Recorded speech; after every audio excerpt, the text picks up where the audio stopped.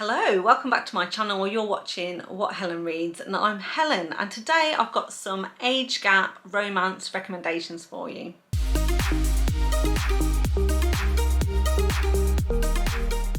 So the first book I'm going to recommend, I've just finished reading actually, and it's kind of what inspired this, that was Nyx by Serena Akeroyd. Now this is an MC romance that I picked up on Kindle Unlimited, and it's book one in a Dark and Dirty Sinners MC series by this author. I think there's currently 10 books in that series, so there's quite a lot to work my way through, but I've just literally finished the first one, like I said. Although I would classify this as an age gap, this is not really kind of like the focal point of the story. It's not really a main conflict of their relationship or anything like that, but I figure there is about a 15-year age gap between this couple. What I will also say about this book right up front is that it is an MC romance, and it's a pretty hardcore MC romance from a language perspective, so it is fairly problematic in terms of the wording that is used and the way women are treated in this book. However, if you're a fan of Sons of Anarchy or other types of MC romance, then you'll be absolutely fine with it. However, I think there will be some people that will potentially be offended or upset by some of the language used in this book.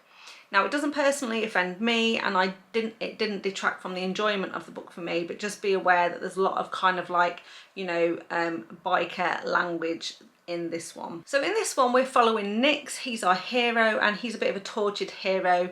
His backstory is that he had a sister, and unfortunately she was sexually assaulted by her uncle, and in the end she was driven to commit suicide.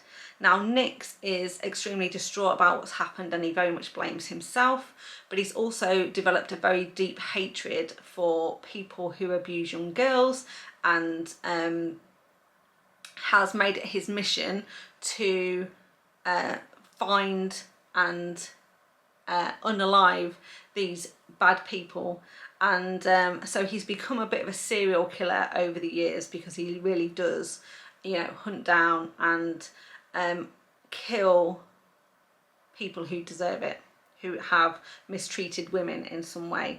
So he's very, very protective of the female population. Now Nyx is actually the enforcer in this MC club, which basically is the perfect cover for the sort of killings that he's been doing, and the brothers in the bike club are basically very much behind him and supportive, and help him to commit these sort of crimes. And then we have Julia, who's our heroine. Now she is actually the daughter of one of the bikers, but her mum left her dad when she was a bit younger, and she's been living away from sort of the biker life and the clubhouse.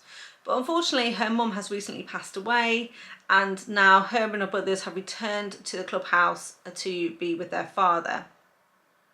Now she remembers, you know, club life very much from when she was younger, and she kind of understands the rules of the game, and she fits into this weird kind of area where she is not one of the club whores, and she isn't a old lady. She is the daughter of a biker, so that grants her some level of protection and also some rights, and sort of in a middle ground in terms of her sort of seniority ranking within the females within this sort of club world. Now when she first arrives, she very much wants to make herself useful, so she takes over the cooking duties, but some of the other women at the club don't take too kindly to this, and they try and cause a bit of trouble, but she very much is able to defend herself. So we learn very quickly that she is more than capable of looking after herself. She's got a bit of a violent streak herself, and isn't too afraid to you know, to physically defend herself if needed. Now Nyx takes a bit of a shine to her, and he kind of keeps a watching eye over her as well, and he makes sure that she's not being mistreated in any way. But they do have a very kind of like fractious relationship between them, because he's very much a tortured hero. He doesn't want to get emotionally involved with a woman. He certainly doesn't want to take a woman kind of as his old lady, and so he is a bit alarmed and concerned when he starts to have feelings for her, so he kind of like keeps her a bit of a distance. But over time she kind of, you know, she wears him down, shall we say. Now there's quite a lot of sort of like suspense in this one as well, and it very much ends on a cliffhanger, where we which will definitely take us to the next book. So it's not a cliffhanger in terms of their relationship is done, but in terms of some of the storyline and the plot that's going on in the background, we learn something that leads us up to a situation where it is going to now take us into the next book and give us the next story. So I thoroughly enjoyed this read. I would recommend it, and it's the first book I've read of Serena Akeroyd's as well, but I'm planning to read some more. So like I said, the age gap part doesn't really play a key role in this particular book, but they definitely do have an age gap, and because I recently read it, I wanted to put it in here. The next one I wanted to recommend was Praise by Sarah Cate, and this is one that got a lot of publicity and a lot of hype last year. It's book 1 in the Salacious Players Club, and is an age gap relationship, but it also revolves around a sex club and has a dom-sub dynamic in this one. Now in this one we're following Emerson, who is about 20 years, I would guess, older than the heroine. The heroine is a girl called Charlotte. Charlotte's ex-boyfriend is actually our hero's son. So our hero is Emerson, and his son Beau used to date Charlie, and they've recently split up and they've moved out of their flat that they used to share together. Now this book starts where Charlie goes to see Emerson to try and get the bond back for the flat that they used to share because she needs the money, and because he is one of the owners of the Salacious Players Club, which is a sex club, he's expecting a new secretary to turn up and be his new submissive, and she turns up and he mistakes her for his new submissive. So when he asks her to get on her knees in the office in order for her to get her money, she kind of obeys but doesn't understand what's going on. And then when Emerson realizes his mistake, he's extremely embarrassed, apologizes profusely, but then offers her a job to come and work for him for real as his personal assistant. Now, because she is in close proximity with him and she started to work with him, she also starts to experience a little bit more about the sex club, and because of that it piques her interest and she starts to explore her sexuality, and Emerson is very much happy to be her tutor and mentor in this area, very much guides her through her learning journey, if you like, but as a result they very much form a relationship together. Now the angst in this one is very much driven by not only the age gap, because Emerson is a lot older than her, you know, that is a point of contention between them, or a bit of conflict between them, but in addition to that, the other big conflict is the fact that the son does not approve of what's going on, and so Emerson is trying to rebuild a relationship with his son, and therefore you know, pushes Charlie away because he, you know, wants to make his son happy. So that's where the point of contention is in that one. But overall, this is a fantastic read. It's a great exploration of kind of a, you know, an ex-boyfriend's dad relationship, but also an age gap, as well as the BDSM elements, which is absolutely fantastic. So would highly recommend. So the next one I want to recommend is Don't Kiss a Bride by Carian. I read this one a couple of years ago for the first time, but recently reread it as a reread, as an audiobook, and I absolutely loved it. Gave this one 5 stars. Now you can read this one on Kindle Unlimited, and it is a standalone, it's not part of a series or anything, but there is a cameo from one of Carian Cole's other series, Ashes and Embers, and we actually have a bit of a cameo appearance from Asha as well, which is fantastic. Now in this one, the age gap is approximately 15 years. We've got our main heroine, who is Skylar, and she's just 18. And then we have Jude, who's the hero, and he's in his early to mid 30s. And the age gap is the biggest point of conflict in this book, and it's what's kind of driving the majority of the angst and what's keeping the couple apart, really. But the plot of this one is that Skylar has a difficult home life. Her mother is a hoarder and she's not really taken care of Skylar throughout the years. Skylar is very much looking after herself and has to kind of lock herself into her bedrooms to ensure that her mother doesn't start using up all the space in her bedroom in order to hoard more things. And as a result, Skylar is coming in and out of the house via a window. She doesn't have access to the bathroom or kitchen anymore, and even if she did, she's developed quite a severe eating disorder because when she was little there was a lot of rotten and old food left out and about, and as a result she became quite sick and ill and has developed a issue around certain types of food and she can't eat them. Now because of this, her diet is quite poor and she's contributed to some additional health issues, which ultimately leads her into Jude's path. Now Jude himself is a construction worker, he owns his own building company, and when they first meet he's actually working on a house next door to Skylar's school, so she's actually in the last year of school. But she is 18, and in fact she's a year older than the other people in her school year because she was kind of put back a year because of her ill health. So in terms of, you know, age of consent and everything, that is not an issue in this book, but she is still only 18 and in the last year of school, which again is a cause of major concern and conflict for this couple. But like I say, Jude is working on a house next door to the school, and as a result he kind of has several interactions with her, including he witnesses her car breakdown, so he offers to help with the car and get her car towed to a garage, recommends a garage that she should use, and also takes her home. And another time he sees her collapse on the pavement outside the school, and he calls an ambulance and then goes to the hospital with her and spends a bit of time in hospital with her. Now as a result of this, they start to sort of develop a very innocent friendship between them, and when Jude figures out her home life and what's going on and the fact that she needs medical care but can't afford it, he basically makes her an offer to marry him. It will be an extremely platonic marriage. She will stay in the guest room, but because she's married she'll have access to his medical insurance, which will basically mean that she can get the help she needs. Now she is completely flattered by this offer and wonders what's in it for Jude, but basically Jude just wants to do something nice for her with no ulterior motive, and eventually she agrees to this marriage. So it's kind of a marriage in name only, kind of a marriage for convenience. Now Jude is such a lovely, upstanding guy.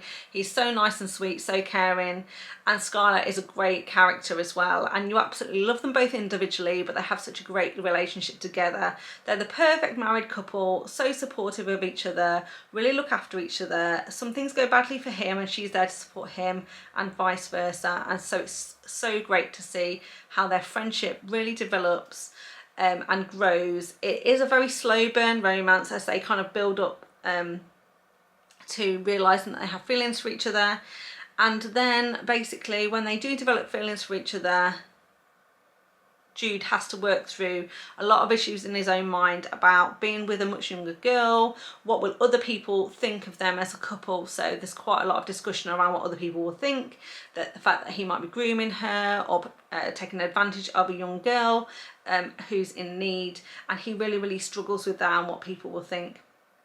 And that's where we kind of get the cameo from Asher, because he's able to tell his story about what's happened with him and his best friend and his daughter, and that really gives Jude the boost that he needs. So the reference from Asher is the other book by Carian, which is also an age gap, which I'm not talking about in this one, but if you do love Carian and you like an age gap, then definitely Torn is a really good book. And I recommend that one as well. So then after that, I'm recommending The Auction by Maggie Cole, and this is actually a duet. So if you go into this one, there are 2 books in this one, so just be warned on that, because I hate going into a duet blind. You're in the middle of book 1 and you suddenly realise there's a second book.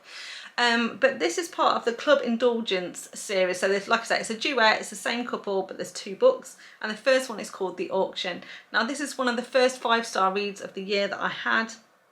I thought it was absolutely brilliant, and it left me on a cliffhanger, and because the second book wasn't out yet, I had to wait like another couple of weeks before the book came out. I was really, you know, angry with Maggie Cole that she would leave us on such a cliffhanger, but both books are out now, so you're absolutely safe. If you haven't read this one, you can read the first one and dive straight into the second book. So this one is an age gap romance. I reckon this one is about a 15-year age gap as well. I can't remember exactly. But the hero in this one is a guy called Riggs, and he is the heroine's father's business partner. Now he is younger than her father, so he's not quite old enough to be her father. However, he is still a lot older than her. So I think the age gap is about 15 years. Riggs has discovered that Blakely's father has been skimming money from the company and scamming and stealing money from their clients, and he is really angry about this and decides he's going to get revenge on her father, absolutely bring him down, leave him with absolutely penniless and with nothing, and completely ruin his reputation in retribution. He doesn't want to go to the FBI or anything because that would actually you know, ruin the business for himself, but he's absolutely intent on bringing Blakely's father down. Now, Blakely's father happens to not be a very nice man anyway, so we're not too sad about this. And in fact, Blakely herself has been estranged from her family for quite a number of years. And her father wanted to force her into an arranged marriage with some horrible people. She had a couple of options for future husbands, but all of them were not too great. And so Blakely ran away from home, and she's been living under the radar and kind of working as a waitress. Now, at the start of this book, she is working as a waitress in a strip club, and so she is wearing fairly skimpy clothes. But while she's on shift, she sees two men who look very suspicious in the club, and she has a strong suspicion that they are men that her father has sent to track her down and take her back home. So she kind of attempts to make a run for it, but they catch up to her and they kind of do kidnap her. They put her in the back of a car and they're on their way to take her back to her father. But on the way back, their car breaks down and she has another opportunity to escape. And she runs into the very nearest building that she comes across, which happens to be a sex club called Club Indulgence. Now, she's also stumbled in on auction night, where women get to be auctioned off to the highest bidder. And because she's skimpily clothed, everyone believes that she's there for the auction, and she kind of gets hustled in the line and auctioned off. Well, who should be there but Riggs, because he's a member of this club and he's there potentially to bid on his next submissive. And when he sees her and recognises her, he can't believe his luck, because one, he's always had a secret crush on her, and he is looking for a submissive, and he can't believe that she may be into this lifestyle. And it's also a perfect opportunity that if he can, you know, take Blakely and potentially use this against her father as part of his revenge plot. So that is what happens. He bids on her, he wins her, he takes her home, and then it becomes apparent very quickly what's happened and that she's running for her life. And kind of Riggs offers her a bit of an ultimatum: stay with me and be my submissive for the time period that I've bought you for, which I think is about a month, or I'm gonna give you back to your dad, but I can keep you safe from your dad. So she agrees to stay with him as his submissive. Now, Riggs is an extremely dominant, obsessive, possessive alpha. He is extremely dominant and is trying to train her to be a submissive, because she's not naturally submissive, and he's trying to force her into this mold that he kind of wants. And so there's you know, high sexual tension in this book. There's a lot of emotional angst going on and struggle between this couple as they kind of work out kind of what their dynamic is going to be and how they're kind of going to be together. But of course, he's harboring this secret, and will it or won't it come out, and what will she do when she finds out? So like I say, I really love this one. Gave it 5 stars. The duet as a whole is really great. So I would highly recommend. So the next one I want to recommend is High Risk Rookie by Odette Stone, and this is actually reverse age gap, if you want to say that, where it's actually the lady, the heroine, who is a lot older than the hero, and so we don't get too many of those, so I thought I'd include this one. And I also love the Vancouver Wolves ice hockey series by Odette Stone. This is the last one in that series. It's book 4. I love all of the books in this series, but I wanted to mention it here because it is, like I say, a reverse age gap, so would highly recommend. Now this is about an 8 to 12 year age gap. Interestingly, in this one we know his age, and he's 22 and he's the new rookie that's going to be playing for the Vancouver Wolves, and she is a agent, so we've seen her before. So she's Krista, she's an agent for some of the other ice hockey players, and we've seen her in the other books. And we know that she's had a business for about 12 years. So if you think that maybe she set that up after she left college, then she's about 12 years older than the hero in this one, Levi. Now, this one starts because Krista owes the GM of the Vancouver Wolves quite a lot of favours. And he's got his eyes on this new rookie, Levi, who is a bit of a wild card though. He's a natural on the ice, fantastically talented, and it's sort of like, you know, natural talent, but he's a bit of a wild card, doesn't really want to settle down, and is currently surfing in Mexico and partying with his friends. Now the GM, like I say, from the Vancouver Wolves really wants to sign him for the team, and he kind of convinces Krista to go down to Mexico to see him, have a word with him, and maybe sign him onto her agency and also kind of represent him. And in return, the Vancouver Wolves are going to sign him and give him an opportunity to see if he can make the team for real. So she goes down to Mexico to see him, of course. I'm not going to say what, but basically their time together in Mexico leads to unexpected consequences, and when they come back to Vancouver they have to very much keep their relationship secret, because an agent is not supposed to have a relationship with a player that they represent. But also obviously Levi, like I say, he's a high-risk rookie, and that's the name of the book, so he needs to look after his reputation as well and sort of toe the line in order to make the cut for this team.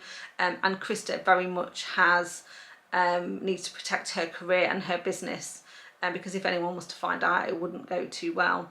But they have an amazing chemistry, amazing attraction between each other. They can't stay away, but there is a high risk here, and so I really like the way that this plays out. And in addition to that, what we've seen in some of the other books as well, and this is also happens in this book, the characters got their own sort of backstories, some other things going on, which adds a little bit of extra tension, drama and suspense to these books. So nothing too dark or nefarious, but enough to keep you interested in turning the page to figure out what's going on, and also to see how their relationship ends up between them. So would highly recommend that whole series, but also that particular book if you're looking for a reverse age gap romance. Then I couldn't do one of these recommendation videos without mentioning a book by Claire Kent, because Claire Kent has done a couple of age gap romances, particularly in her Kindled series. So the book that I want to recommend is Hero, which is book 4 in the Kindled series. It's available on Kindle Unlimited, and this is an age gap, but it's also a post-apocalyptic sort of survival romance. And in this one we're following Esther and Zed. Now in this series, basically what we know is that an asteroid has hit Earth, and what we're now seeing is how humans are adapting to life post-asteroid, and how they're kind of surviving in what is a very challenging and difficult kind of new world. Now when the asteroid hit, basically Esther and Zed ended up kind of living together in a large family unit. Esther's mum was married to Zed's older brother, so that's kind of how they kind of related, if you like, in this book. So Zed is her stepdad's younger brother. Now over time all of the relatives have died for one reason or another. A lot of them have had this kind of like this sickness that's happened as a result of the asteroid. So quite a lot of people have died from sort of, you know, problems with their lungs, because the air is quite toxic to breathe. And all that's remaining is Esther, Zed and Zed's daughter. And so they find themselves trying to survive together. And they've been doing pretty well, and they've been surviving for a couple of years. But we get to the point where they're nearly out of food and they have to make a decision to leave the safe place where they find themselves. They're sort of in this cabin in the middle of nowhere where they've been able to sustain themselves quite well, and it's a fairly secure area, so they're not at risk of, you know, other people coming by and hurting them in any way. But they have to make quite a difficult decision. They know they're running out of food. It's coming up to the winter, and they kind of make a decision that they are going to try and find safety. Now, when they were sort of looting in a nearby town, they did come across some characters from previous books who told them about Haven and about the bunker. So basically from the other books, there are two other sort of human communities we know about. One is called Haven, which is basically this farm where people are going to, and they're, you know, they're building a community there. And another one is from kind of a siloed bunker that basically a lot of people went to when the asteroid was going to hit. Like a lot of rich people were going to go there. So they've got these two options about where they might go. And so this book is a fairly short book, but basically it's about them taking the dangerous journey to get to safety, what happens along the way. There's some, you know, drama, some things happen, but also they start to realise that they've got feelings for each other. How does that develop and grow when they're sort of, you know, in this survival mode and trying to get to safety? And then what happens when they get to safety? Because one of the questions that Zed has very much in his mind is, she seems to like him, they seem to have an attraction together, but now she's got more options, and he's like an older guy, and when they get to where they're going, she'll have plenty more options with the other males in the community, and he doesn't want her to feel like she has to be with him out of some sort of like misplaced loyalty.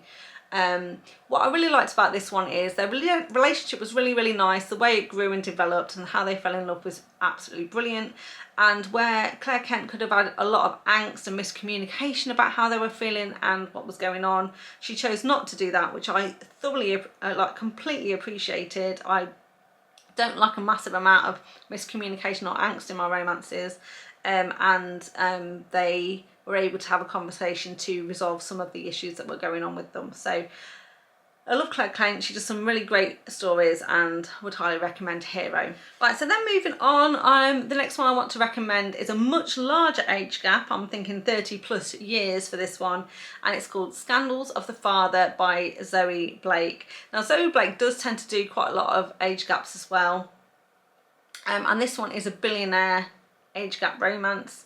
It's a dark romance, and again it's available on Kindle Unlimited, and it's book one in the Cavalieri Billionaire Legacy series, of which there's 2 books currently out, and the 3rd one will be coming out shortly. So in this one we're following Barone Cavalieri. He's head of the Cavalieri family, and so he is sort of a silver fox. He's more senior, obviously, than his sons, who make up who are the heroes in the preceding books. And the Cavalieris live in a fairly small village in Italy, but they own their own vineyard, which is an extremely famous vineyard, and as a result they, you know, their family is extremely wealthy, and all of the villagers and everything, they kind of like, you know, quite a lot of them work at this vineyard. Now the heroine in this one is Amara, and Amara's lived in this Italian village all her life, and she knows of the Cavalieri family, and she's been to school with the sons, but she tends to stay away from them because she's just a you know, she's just a village girl. She doesn't have a lot of wealth, and she is now kind of living with her stepdad and his son because her mother has passed away. So she's not living in too great accommodation, and she's desperately needs some money. And this book starts basically where the Cavalieris are having a party because one of the sons is engaged to be married, and she goes to the party as a waitress. So she's basically there to serve people drinks and hand out canapes and that sort of thing. Now she is in the wrong place at the wrong time and overhears a conversation with one of the sons and his soon-to-be wife, and Barone catches her eavesdropping, and he decides that he's going to punish her. In typical Zoe Blake, hero style. These are all very alpha, possessive, dominant, but also, you know, won't take no for an answer kind of guys, and they go straight to discipline and spankings when one of the women in these books has done something wrong. So that's what he does. He basically punishes her by giving her a thorough spanking, but also is instantly attracted to her, takes an instant interest in her, and decides that he's going to pursue her. Now, once he's made this decision, she doesn't really have much choice in the matter, and it's very, very hard to say no to a cavaliere. And so she's kind of railroaded into having to be with him. She's much younger than him, in her early 20s, but he's probably in his 50s, so I think there's a 30+ age gap between these two. But I absolutely love Zoe Blake's heroes. They're completely over the top.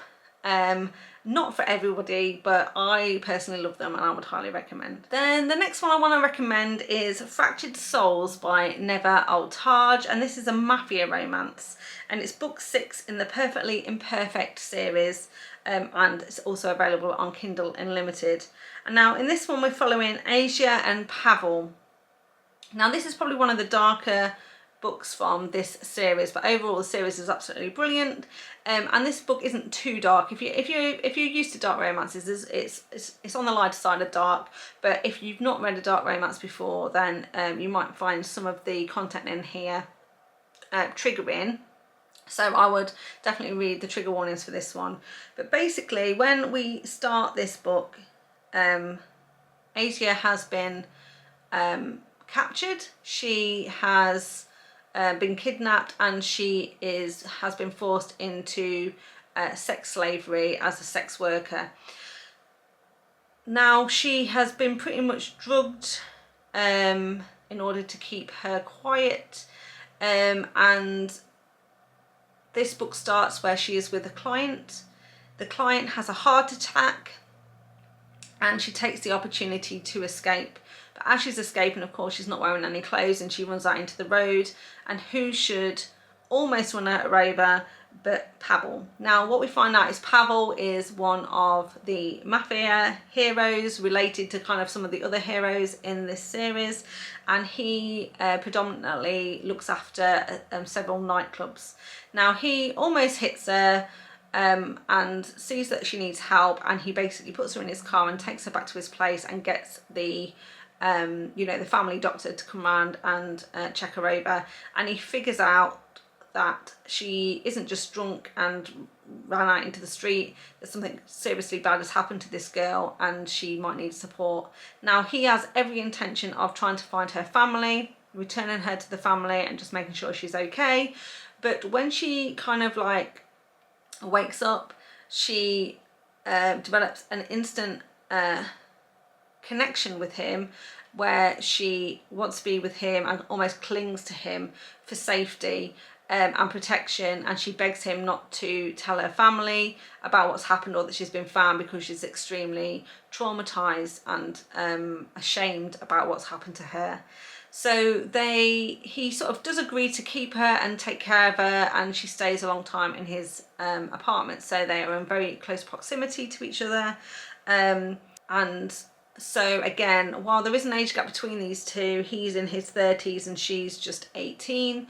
That really isn't the sort of driving force of this story. It is more around, you know, how they, you know, how Pavel can help her through, you know, the trauma that she's been through, and then kind of what happens when her family figures out where she is and comes looking for her. So really love this one and would highly recommend. And then the last one I want to recommend for today is Corrupt Educator by Bianca Cole, and this is a dark mafia romance. Again, Bianca Cole does a lot of age gap romances, so she's got quite a lot. And this particular one I've added in here because it's also a sort of a forbidden romance, and it's a teacher-student relationship. So I thought if you also like that type of forbidden romance, then that would be a good one to throw in here. Now the heroine in this one is just 18, so she is just at the age of consent, and also a virgin heroine. And then we have the principal of the school, he is Oak. He's known as Principal Oak, and he is likely to be in his 30s. So again, a good sort of 20 years, well, 15 to 20 years between this couple, but also kind of forbidden because of the nature of their relationship. However, it is a dark mafia romance, and this is no ordinary school, and in fact, this one is book 1 of the Syndicate Academy. So there's 4 books in this series, and 3 out of the 4 books are also age gap and also are teacher-student relationships. So if you like this one, there's some others in this series to get your teeth into as well.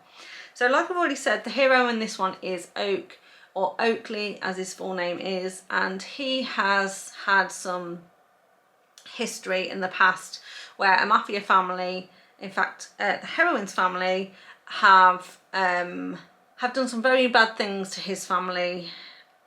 He lost his business, all his money and his wife as a result of the Carmichaels, and so he has spent many years looking for a way to seek revenge and biding his time and making sure that he's positioned himself in the exact place he needs to be in order to take revenge on this family. Now, he has got himself into a position where he's principal of this Syndicate Academy school, and what this school is a school for mafia children. So it's a place where all the mafia families send their kids, and as part of their education they learn how to lead the mafia. So they learn additional skills on top of maths and English like everyone else learns. They learn about how to get away with crimes, how to cover up DNA and evidence, how to dispose of dead bodies. They go to sort of fight class to learn how to fight and defend themselves and use weapons. They also go to torture classes to learn how to torture and interrogate their enemies.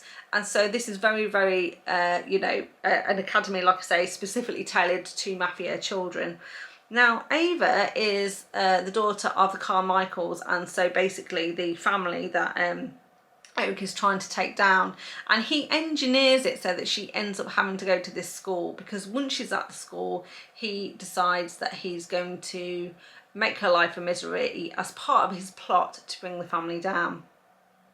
Now, she really doesn't want to be in this academy, she doesn't want to be in the mafia family at all, and she certainly doesn't want to get involved in any of the business side of the mafia, but she's got no choice and she's sent to the academy. Now, when she gets there, she's quite severely attacked by some of the other girls in the school, almost like as a, you know, a welcome gift from the other mafia kids, and she ends up in hospital, and so Oak has to go to the hospital and spend some time with her and make sure she's okay and bring her back.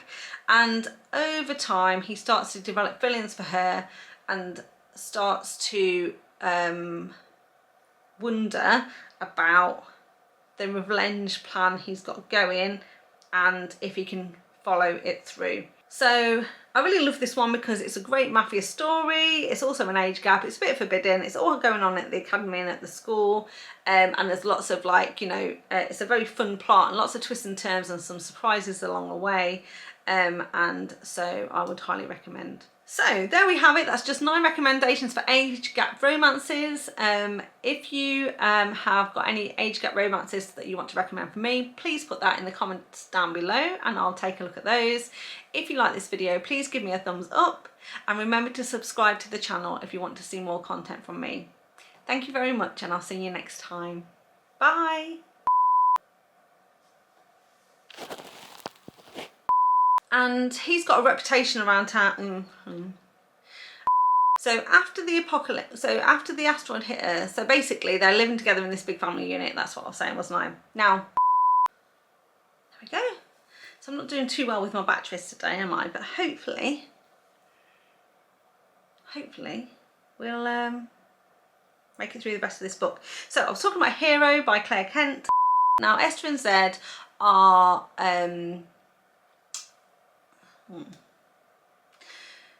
kind of like been living under the radar, doing some sort of, like, you know,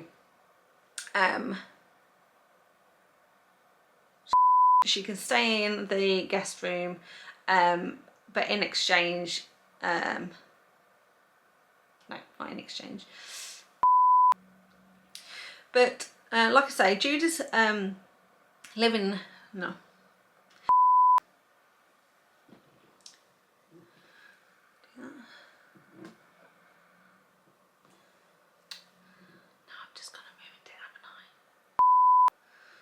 just thinking, am I sitting far enough over to the right now?